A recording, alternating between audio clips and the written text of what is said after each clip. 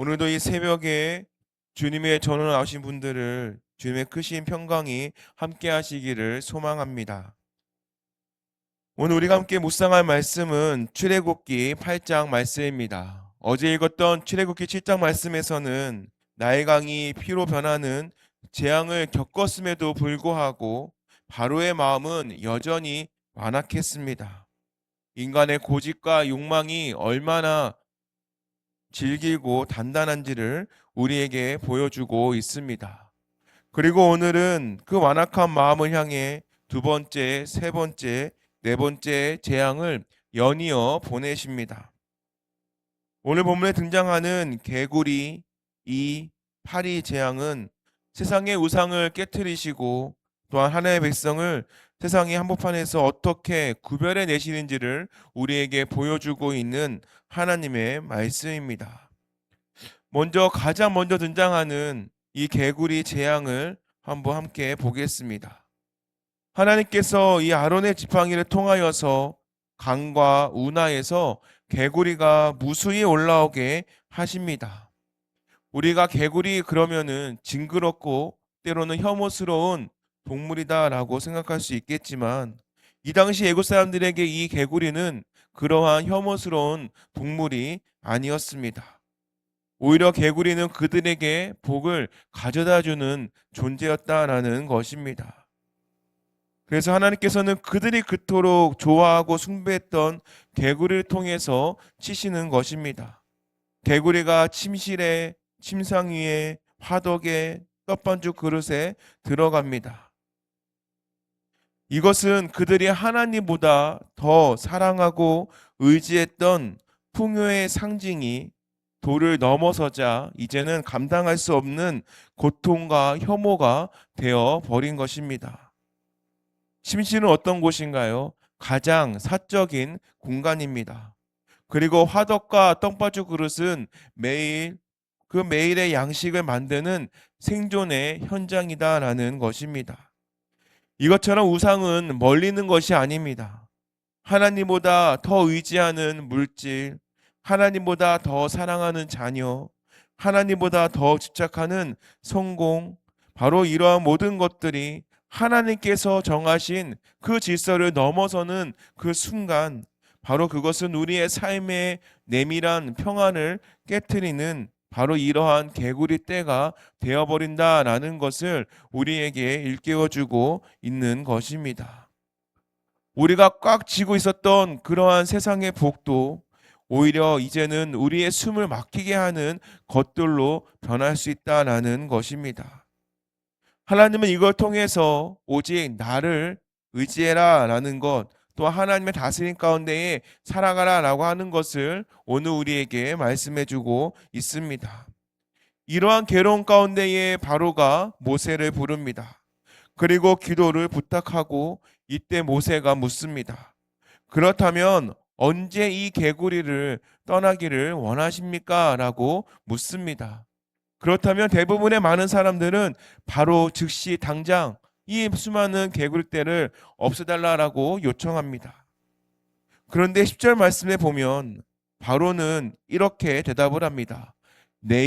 바로 내일 없애달라고 바로 모세에게 부탁한다라는 것입니다. 그렇다면 바로가 왜 오늘이 아닌 왜 내일이라고 한 것일까요? 여기에 보면 타락한 인간의 깊은 내면의 모습을 우리가 살펴볼 수 있습니다. 지금 당장 이 수많은 개구리떼로 괴롭기도 하지만은 한편으로는 이 개구리가 주는 그 풍요의 미련을 버리지 못한 것입니다. 하루만 버티면은 이 수많은 개굴대가 우연히 사라지지 않을까라는 유행을 바라는 마음도 있었을 것이고, 또한 하나님 앞에 무릎을 꿇기 싫었던 그러한 완악한 마음도 있었을 것입니다. 우리 역시도 죄가 주는 고통을 싫어합니다. 하지만은 동시에 죄가 주는 달콤함과 또한 익숙함에 젖어 있는 것 또한 우리의 모습이다라는 것을 우리는 또 알아야 한다라는 것입니다. 우리는 하나님께 돌아가야 된다라는 것을 알고 있으면서도 내일부터 하겠습니다. 또는 이번 일만 끝나면은 그렇게 하겠습니다라고 때로는 미루는 우리의 모습을 볼 때가 있다라는 것이죠. 그러나 하나님께서는 보라, 바로 지금이 하나님의 때를, 하나님의 은혜를 받을 만한 때요, 또한 지금이 구원의 날이다라고 우리에게 말씀하시는 하나님의 말씀을 기억하시기를 바랍니다. 그래서 우리에게 있는 회개와 순종은 내일로 미루는 것이 아니라 바로 지금 당장 생각나는 것이 있다면 바로 하나님께 무릎을 꿇고 나아가야 된다는 것이죠. 그래서 우리의 삶을 어지럽히고 있는 개구리 떼가 있다라고 한다면 바로 지금 그 개구리 떼들을 다 물러가게 해달라고 간구를 해야 합니다. 이어서 하나님께서는 이 재앙을 보내십니다. 아론이 지팡이로 땅에 티끌을 치자 바로 이 애굽의 땅에 있는 티끌들이 이제는 이로 변하게 된다라는 것이죠. 그리고 사람과 가축을 괴롭힙니다. 여기서 우리는 중요한 것을 보게 됩니다. 이전까지 흉내냈던 그 요사들이 이제는 이렇게 고백을 한다라는 것이죠. 19절 말씀에 보면 이는 하나님의 권능이니다라고 요술사들이 고백한다라는 것입니다.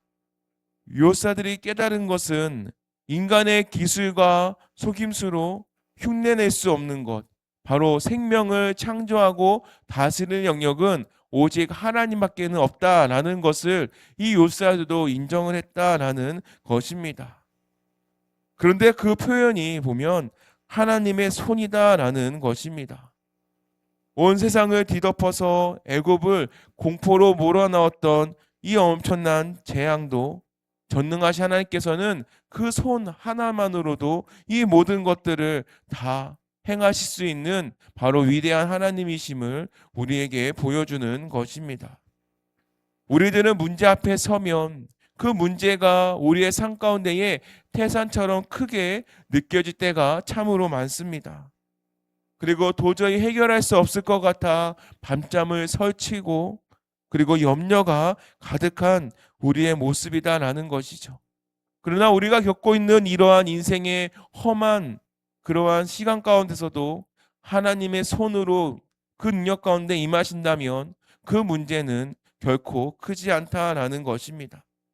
세상의 권력이 아무리 거대하고 아무리 크고 때로는 나의 질병과 나의 가난이 때로는 너무나 깊을지라도 바로 하나님께서 손을 대신다면 바로 그 상황은 역전된다라는 것, 바로 이 요사들이 인정할 수밖에 없었던 바로 그 하나님의 권능이 바로 오늘 저와 또한 우리 곳간에 함께 예배드리고 있는 우리 훈도님들에게 함께 임하시는 줄 믿습니다.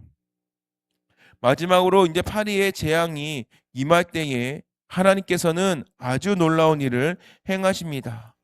22절 말씀에 보면 그 날에 나는 내 백성이 거주하는 고센 땅을 구별하여 그곳에는 파리가 없게 하리니라는 말씀입니다. 세상이 심하며 심해질수록 하나님께서는 세상과 그리고 자신의 백성을 더욱더 분명하게 구별하신다라는 것을 우리에게 말씀해 주고 있는 성경 구절입니다. 애굽의 온 땅이 파리 때로 인하여서 황폐져 가고 있는데 이스라엘 백성이 살고 있는 그 고센 땅에는 바로 평온이 찾아와 있다라는 것입니다. 이것은 바로 소속의 차이다라는 것입니다. 하나님의 언약에 있는 자와 그리고 밤에 있는 자의 그 운명이 어떻게 다른지를 세상에 똑똑하게 우리에게 보여주고 있다라는 것입니다. 바로 하나님의 그 밖에 있는 자들에게는 이 파리때로 인한 엄청난 고통과 또한 힘듦이 있지만은 바로 하나님의 안에 있는 자들에게는 어떠한 환난 가운데 있을지라도 자기 백성을 눈두나처럼 지켜주시고 그리고 세상과 구별된 은혜의 울타리를 치고 보호해주고 계시는 하나님이시다라는 것을 우리는 깨우쳐야 된다라는 것입니다. 이러한 괴로운 가운데에 바로는요 이제 모세에게 타협안을 제시합니다.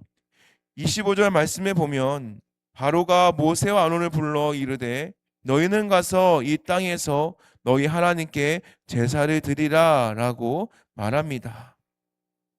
이것은 뭐냐면 예배를 드리되 애굽을 떠나지 말라라는 바로 바로의 요청이다라는 것입니다. 이것을 우리가 어떻게 해석할 수 있냐면 우리가 세상의 풍조 가운데에 섞여서 세상의 가치관을 그대로 두고 적당히 믿으라라고 하는 유혹의 말씀이다라는 것입니다. 그리고 모세가 이를 단호하게 거절합니다. 그러자 바로가 28절에서 두 번째 타협안을 내놓습니다. 너무 멀리 가지는 말라라는 것입니다. 이것은 적당한 거리를 유지해라라는 것이죠. 바로 하나님께 가기는 가되 언제든지 세상으로 다시 돌아올 수 있는 바로 그 거리에서 머물러 있으라라는 것입니다. 너무 깊게 빠지지 말고 교양 있게 적당히 믿으라라는 것입니다. 사실은 이것은요, 오늘 이 세상 가운데에 우리에게 던져지는 가장 달콤한 유혹이 될 수 있습니다. 교회 다니는 거 좋고 예수 믿는 거 좋아. 그러나 너무 유별나게 믿지 마. 세상과 적당히 보조를 맞춰가면서 믿고 교회를 다녀라라는 바로 이러한 유혹과도 같다라는 것입니다. 바로가 이 말 속에서 완전히 놓아주지 않으려고 하는 것은 여전히 자신의 영역 안에 그들을 두고자 하는 바로 이 바로의 완악한 마음이다라는 것입니다. 그러나 이 모세는 결코 물러서지 않습니다. 우리가 사흘쯤 광야로 들어가서 제사를 드릴 것입니다 라고 모세가 바로에게 말한다라는 것입니다. 이것은요, 완전한 단절을 의미하는 말씀입니다. 세상의 가치관, 세상의 방식, 그리고 세상의 즐거움부터 완전히 떠나서 오직 하나님만을 바라보겠다라는 바로 이 모세의 결단이다라는 것입니다. 우리는 이것 통해서 분명히 알아야 될 것은 신앙에는 타협이 없다라는 것입니다. 우리가 이 땅 가운데 살아가면서 적당히 멀리 가지 않고 적당히 믿는 신앙, 그것은 결코 우리가 타협해서는 안 된다라는 것입니다. 만약에 그러한 신앙이 있다면 결국에는 우리의 신앙들은 파리 때에 바로 그러한 같은 신앙으로 오히려 근심이 많고 또한 염려 가운데에 살아가는 세상을 살아갈 수밖에 없습니다. 하나님께서 우리에게 원하시는 것은 너희가 세상의 한복판에 살아갈 때 분명한 것은 세상에 속하지 말고 거룩한 백성으로 살아가기를 원한다라는 그 하나님의 음성이 들려지시기를 바랍니다. 사랑하는 성도 여러분, 지금 우리가 살아가고 있는 세상은 참으로 어지럽습니다. 그리고 힘들고 또한 아우성이 들려옵니다. 그러나 그럴 때 우리가 누려야 되는 것은 바로 하나님의 날개 아래에 들어가서 그 안에서 평안을 누리는 것이 바로 우리의 일상의 은혜가 되는 줄 믿습니다. 그리고 내일이 아닌 오늘을 순종하시기를 바랍니다. 혹시 내 안에 여전히 끊지 못하고 있는 죄악의 습관들, 때로는 미루고 있는 습관들의 게으름 같은 것들이 있다면 이 시간에 오늘 바로 끊어내고 결국 내 삶을 바꿔나가는 하루가 되시기를 바랍니다. 그래서 우리가 세상의 타협함에 거절하고 거룩한 구별된 선택되는 그러한 삶을 살아가시기를 바랍니다. 세상은 우리에게 계속해서 유혹합니다. 적당히 믿으라 라고 말씀할 겁니다. 그러나 우리는 그런 세상 가운데에 아닙니다. 나는 더욱더 하나님을 더욱더 깊이 믿을 것이고 더욱더 하나님을 향해 더욱더 계속해서 멀리 나아갈 것이다 라고 선포하시기를 바랍니다. 그래서 오늘 우리에게 둘러싸여진 이 환경이 애굽의 환경과 같을지라도 우리는 결코 그 가운데에 휩쓸리지 않고 때로는 그 가운데에 우리가 두려워하지 마시기 바랍니다. 바로 하나님의 손이 우리를 지키고 있으며 또한 하나님의 서 있는 그 자리가 바로 우리의 영적인 고센 땅으로서 우리는 은혜의 울타리 가운데 있다라는 것을 믿으시기를 바랍니다. 그래서 세상이 감당할 수 없는 거룩한 하나님의 사람으로 오늘도 세워가고 또한 그 삶으로 온 하루도 승리하시는 저와 여러분이 되시기를 주님의 이름으로 축원합니다. 기도하겠습니다.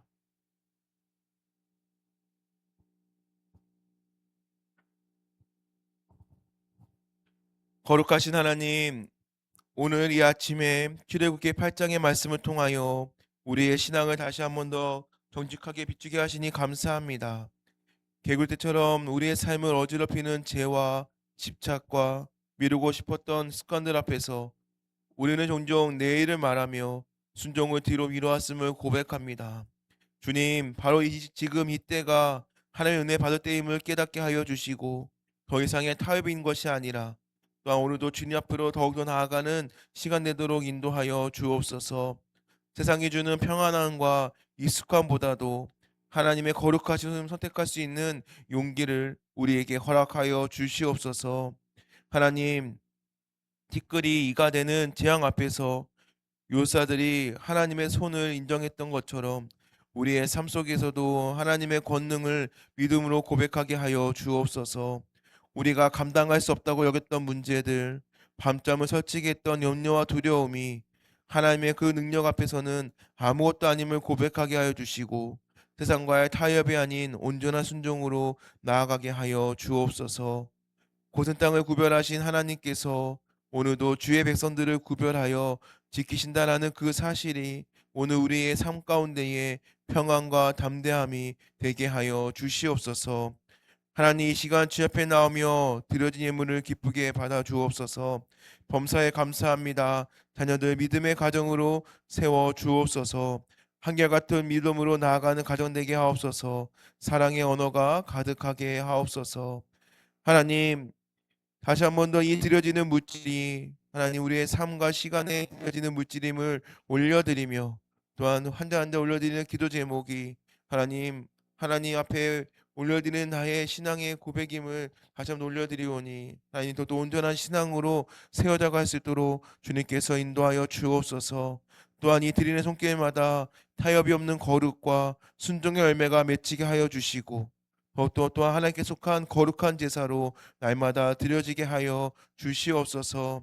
하나님, 오늘도 몸과 마음의 질병으로 병상사로 시작하는 환우들을 기억하여 주시고 하나님, 파리떼 같은 근심과 고통 가운데서도 주님의 손이 그들을 붙들고 계심을 믿게 하여 주시며 육신의 약함 위에 하늘의 평안과 회복의 은혜를 부어 주옵소서.